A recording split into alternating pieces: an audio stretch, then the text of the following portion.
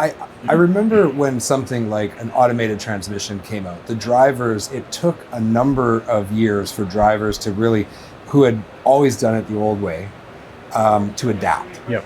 Now I'm imagining they're still driving an ICE vehicle, right? Maybe they've adapted to an automated transmission, and now you want them to pull an electrified trailer. Like, is that dramatically changing the driving experience? And how have the drivers reacted when they've tested this for the first time? Yeah, that's a great question. So I'll give you a little bit of another verbose answer. So before I was doing any electrification, I spent about 10 years in the motorsport industry as a race engineer.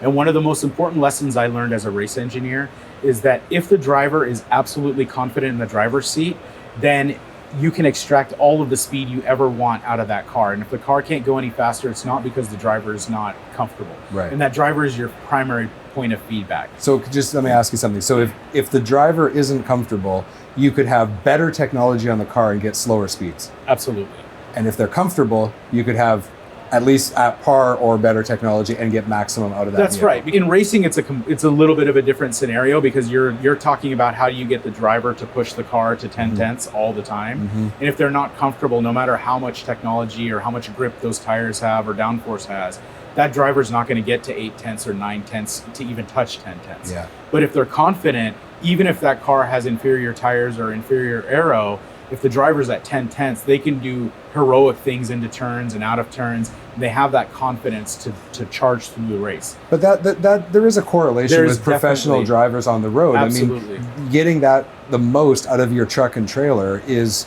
like the essential job of the driver. Maybe the only thing more important than that is maintaining safety so that the public are safe. Yeah, so what we do is how we carry that into our time here. Essentially, what we've been able to do with the kind of the driver feedback is that we are now actively looking for areas that the driver feels uncomfortable, and we have our powertrain support in those moments. So when you're facing up a hill, we have enough sensing in this trailer to know exactly what you're doing, where you're looking. So you're climbing the mountains in Colorado so or in British Columbia. We are helping assist up. So at the Grapevine, which is a route in Southern California, 6% grade, 42 miles over a mountain. Our tractor trailer did 60% throttle, 55 miles an hour loaded up that mountain, didn't touch the brakes on the backside of the mountain. And we put all that regen energy back into the trailer.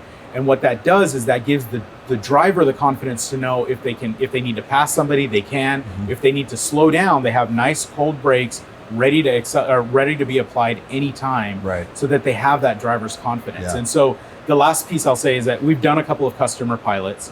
And one of the customer pilots, they had just come off of a pilot with an electric semi. That electric semi company gave a rating of basically a score chart to each driver. Out of 110 points, that electric semi scored a 77 out of 110 in that fleet. We used the same word for word. We used the same exact survey with the drivers.